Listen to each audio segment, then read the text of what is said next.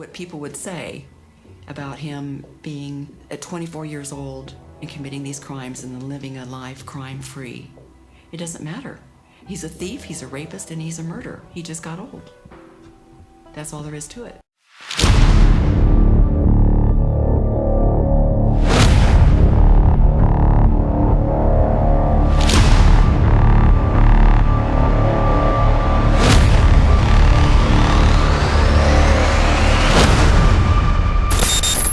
Bonjour et bienvenue sur Histoire d'un crime.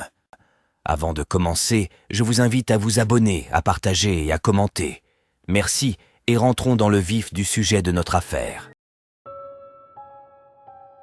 Laissez-moi vous emmener dans un voyage à travers le temps et l'espace, jusqu'à El Segundo, aux États-Unis, une petite ville nichée dans le comté de Los Angeles, en Californie. El Segundo, avec son ambiance de petite ville, son charmant centre-ville et ses nombreux parcs et espaces verts, est un joyau caché à quelques kilomètres des plages scintillantes de Manhattan et Hermosa. C'est un lieu de prédilection pour les résidents et les visiteurs. Cependant, malgré sa beauté et son charme, le comté de Los Angeles est classé comme l'endroit le plus dangereux des États-Unis pour les policiers. Chaque jour, presque un officier est abattu en service. Pour lutter contre cette menace, une unité spécialisée dans les crimes contre les policiers a été créée.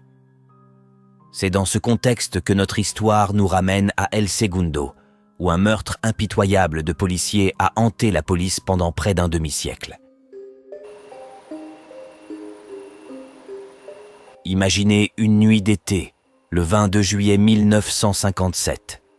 Un groupe de 4 adolescents, dont Bob Dewar, 17 ans, conduit sur une voie bien connue des amoureux à Hawthorne, en Californie. Il cherche un endroit sûr pour passer du temps avec ses 3 amis. Bob décide de baisser une fenêtre pour profiter de l'air chaud de l'été. Soudain, un homme apparaît de nulle part et pointe une arme sur son visage. L'homme, un spectre menaçant dans l'obscurité, a exigé de l'argent, promettant aux adolescents terrifiés qu'il ne leur ferait pas de mal. Ils ont remis leur argent, priant silencieusement pour que l'homme tienne parole. Mais leurs espoirs ont été rapidement disparus. Sous la menace d'une arme, ils ont été forcés de se déshabiller. Avec une précision froide et calculée, l'homme a utilisé du ruban chirurgical et la lumière d'une lampe de poche pour attacher les mains des adolescents et leur bander les yeux. Pendant ce temps, l'une des jeunes femmes a été agressée, une atrocité qui s'est déroulée sous les yeux des autres. La peur s'est intensifiée lorsque l'homme a menacé de les tuer. Il leur a ordonné de marcher vers un champ voisin, les laissant se demander si chaque pas les rapprochait de leur fin.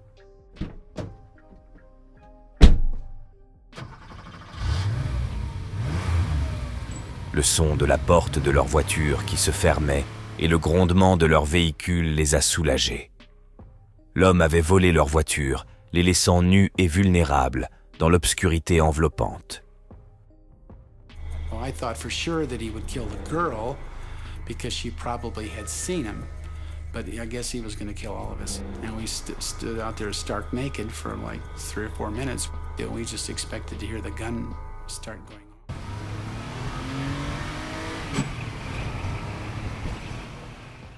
Pendant ce temps, à une certaine distance, 2 policiers, Richard Phillips, 28 ans, et Milton Curtis, 27 ans, patrouillaient dans leur voiture de police.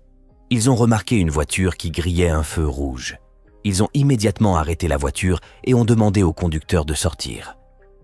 Alors qu'ils s'occupaient de cette situation, une autre voiture de police est passée à proximité.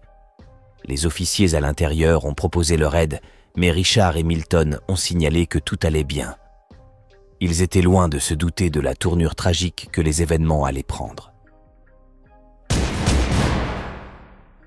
Dans un éclair de violence, le conducteur a sorti un revolver de calibre 22 et a déchaîné une pluie de balles, tirant 3 fois sur chaque officier. Malgré ses blessures graves, l'officier Phillips a réussi à riposter et a appelé des renforts à la radio. Malheureusement, les 2 officiers ont succombé à leurs blessures sur le lieu du crime. La nouvelle du meurtre brutal des officiers Phillips et Curtis s'est répandue rapidement dans la communauté, mettant la police en alerte maximale. Chaque piste était suivie, Chaque passant était interrogé, mais l'affaire semblait être dans une impasse.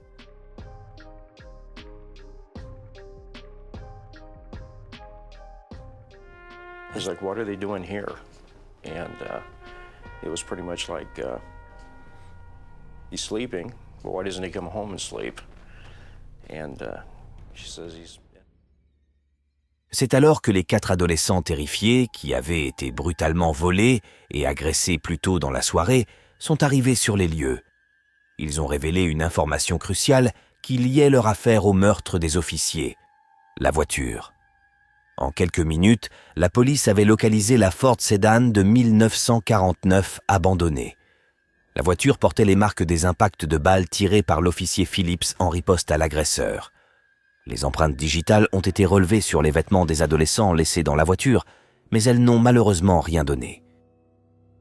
Avec aucune autre piste à suivre, la police était dans une impasse. Les médias ont saisi l'histoire, diffusant les détails de l'affaire à travers le pays.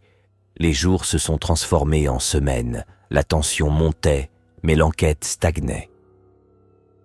En 1958, le magazine True Detective a mis en lumière les meurtres, lançant un appel à l'aide au public. Toutes les pistes reçues ont été minutieusement vérifiées, mais aucune n'a abouti. L'enquête sur les meurtres des 2 officiers et l'agression des adolescents semblait avoir atteint une impasse. Cependant, 2 ans plus tard, en 1960, un résident de Manhattan Beach a fait une découverte stupéfiante. 2 montres et un revolver ont été trouvés en terre dans son jardin. Les montres appartenaient aux 4 adolescents dont les biens avaient été volés. Cette découverte a relancé l'enquête, apportant un nouvel espoir de résolution à cette affaire tragique. La police a rapidement effectué des tests balistiques sur l'arme trouvée. Les résultats ont confirmé leurs craintes. C'était bien l'arme qui avait été utilisée pour tuer les officiers. Malgré le suivi du numéro de série du revolver, ils n'ont pas réussi à identifier le propriétaire. La piste semblait avoir refroidi une fois de plus. Cependant, un rebondissement inattendu a eu lieu plus tard. Les enquêteurs ont découvert que l'arme avait été achetée juste 4 jours avant les meurtres dans un magasin Sears à Shreveport, en Louisiane. L'acheteur avait utilisé le nom de J.D. Wilson et avait donné une fausse adresse à Miami, en Floride. De plus, un membre de l'Union chrétienne de jeunes gens près du magasin Sears s'était inscrit sous le nom de George D. Wilson, prétendant être de Miami et utilisant la même fausse adresse. Cette coïncidence troublante a relancé l'enquête, apportant un nouvel espoir de résolution à cette affaire tragique. Avec une piste en main, la police a poursuivi l'enquête avec détermination.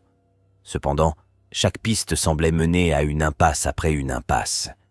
Ils ont traqué tous les George D. Wilson de la région de Miami, mais aucun d'eux ne correspondait au profil du tueur. L'affaire est restée non résolue, le tueur restant en liberté. Les souvenirs de cette nuit fatidique hantaient ceux qui s'en souvenaient, un rappel constant de la justice qui restait à rendre. Malheureusement, en raison d'un manque de nouvelles pistes et d'informations, l'affaire est de nouveau tombée dans l'oubli. Des décennies plus tard, en 2002, une lueur d'espoir a percé l'obscurité lorsque les officiers d'El Segundo ont reçu un indice glaçant. Une femme s'est rendue à la police avec une affirmation troublante. Son oncle s'était vanté d'avoir tué 2 policiers. Intrigués par cette nouvelle information, les enquêteurs ont creusé plus profondément. Ils ont découvert que les empreintes digitales de l'oncle de la femme avaient déjà été comparées à celles trouvées dans la voiture de fuite à la fin des années 1950, mais sans succès. Cependant, cet indice a ravivé l'intérêt pour l'affaire. Il a été décidé que les empreintes originales seraient réexaminées à l'aide du système d'identification automatisé des empreintes digitales de la FBI, connu sous le nom d'IAFIS. Les empreintes ont été entrées dans le système et après un certain temps, le système a révélé que les empreintes correspondaient à un homme nommé Gerald Fitton Mason. Gerald Fitton Mason, un homme né le 31 janvier 1934 en Caroline du Sud, avait un passé trouble. Après un bref passage dans l'armée, il a rapidement basculé du mauvais côté de la loi, se faisant arrêter pour effraction et larcin dans les années 1950. il n'a purgé que 8 mois de sa peine de 3 ans avant d'être libéré. C'est peu de temps après cela qu'il s'est retrouvé impliqué dans les incidents tragiques à El Segundo. Finalement, Mason a réussi à se stabiliser. En 1960, il a épousé sa femme Betty et a fondé une famille avec 2 filles qui lui donneraient plus tard 3 petits-enfants. Il menait une vie apparemment normale en tant que propriétaire prospère d'une station-service et d'un magasin de proximité dans la région de Columbia. Pendant ce temps, les enquêteurs travaillaient sans relâche pour résoudre l'affaire. Ils avaient enfin une piste. Les signatures du registre du Union chrétienne de jeunes gens et des reçus du magasin Sears ont été comparés avec des échantillons d'écriture actuelle de Mason. Cependant, ils avaient besoin de plus de preuves pour construire une affaire solide. 3 témoins ont été retrouvés, capables d'identifier Mason. Parmi eux, 2 officiers qui avaient été écartés la nuit du meurtre et un reporter présent sur la scène du crime. Le reporter se souvenait que Mason lui avait demandé de le ramener chez lui, quelque part près de la scène du crime.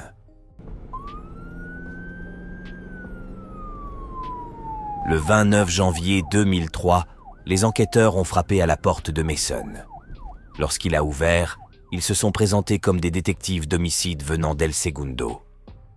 Face à cette confrontation, Mason a bégayé, mentionnant qu'il pensait avoir besoin d'un avocat dans une tentative apparente de gagner du temps. Cependant, les détectives étaient déterminés et lui ont annoncé qu'ils étaient là pour l'arrêter pour le meurtre de 2 policiers survenus plus de 45 ans auparavant. Mason a eu une réaction d'incrédulité. Il a exprimé son étonnement, affirmant qu'il ne pouvait pas croire qu'il le dérangeait avec quelque chose qui s'était passé il y a tant d'années. Mason a été arrêté et emmené pour un interrogatoire. En examinant son corps, les enquêteurs ont découvert une cicatrice sur son omoplate droite, un rappel sinistre de la 3e balle tirée par le défunt officier Phillips. Lors de l'interrogatoire, Mason a fourni une explication déconcertante pour les crimes, affirmant qu'il avait acheté le revolver uniquement pour se protéger contre d'éventuels voleurs autostoppeurs. Cela a soulevé une question troublante. Pourquoi quelqu'un qui a acheté un revolver pour se protéger commettrait-il de tels crimes odieux? Cependant, les enquêteurs ont rapidement découvert une collection étrange d'armes à feu chez lui, y compris l'arme de calibre 22 utilisée dans les meurtres. Dans ce tourbillon de circonstances bizarres, Mason a été inculpé de 2 chefs de meurtre, ainsi que d'accusations supplémentaires pour enlèvement, vol et agression. Alors que le procès approchait, Mason a accepté un accord de plaidoyer qui abandonnerait les accusations d'enlèvement, de vol et d'agression. Le 24 mars 2003, le jour de l'accord de plaidoyer, Mason semblait fatigué et vaincu. Il savait qu'il passerait le reste de sa vie en prison, mais il voulait épargner à sa famille l'angoisse d'un procès long. I didn't realize I ran a red light. And I got out of the car, walked back to their car. My feelings were that what I had done was going to cause me to go to death row. So when the officer turned away from me, I shot both officers. Alors que Mason plaidait coupable de 2 chefs de meurtre, l'émotion était palpable dans la salle d'audience.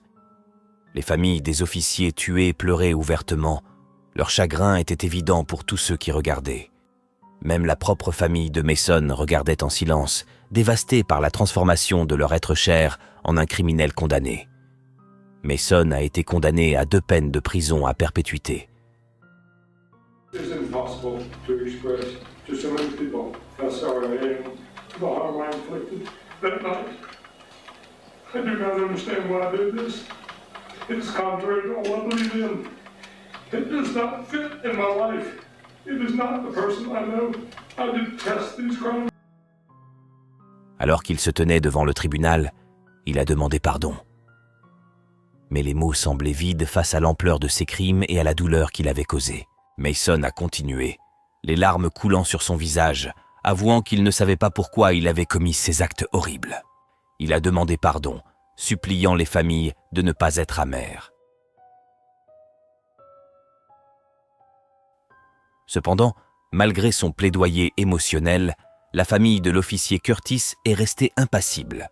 What people would say about him being at 24 years old and committing these crimes and then living a life crime-free. It doesn't matter. He's a thief, he's a rapist, and he's a murderer. He just got old. That's all there is to it. Caroline, la fille de l'officier Phillips, a exprimé sa douleur, déclarant que Mason avait fait de sa mère une veuve et que son acte avait brisé leur famille de manière irréparable. Elle a déclaré qu'il ne pouvait pas et ne lui pardonnerait jamais. Jean Curtis, la femme de l'officier Milton Curtis, a partagé son chagrin. Son mari était son premier amour. Elle a révélé qu'ils avaient eu un désaccord mineur la nuit du meurtre et qu'elle s'était toujours sentie coupable à ce sujet. Ils n'avaient jamais eu la chance de se dire au revoir. Ces mots pesaient lourdement dans la salle d'audience, le silence tombant comme un voile. Après des années d'attente de justice, les familles des officiers Curtis et Phillips ont finalement obtenu une certaine fermeture. Le meurtrier avait été trouvé, jugé et condamné à la prison à vie. Cependant, la douleur de leur perte n'a jamais complètement guéri et ils ont été laissés à ramasser les morceaux de leur vie brisée. Jean Curtis s'est retrouvé avec seulement des souvenirs de son mari bien-aimé, tandis que les enfants de l'officier Phillips ont été forcés de grandir sans leur père. Ces cicatrices, bien que invisibles, resteront avec eux pour toujours.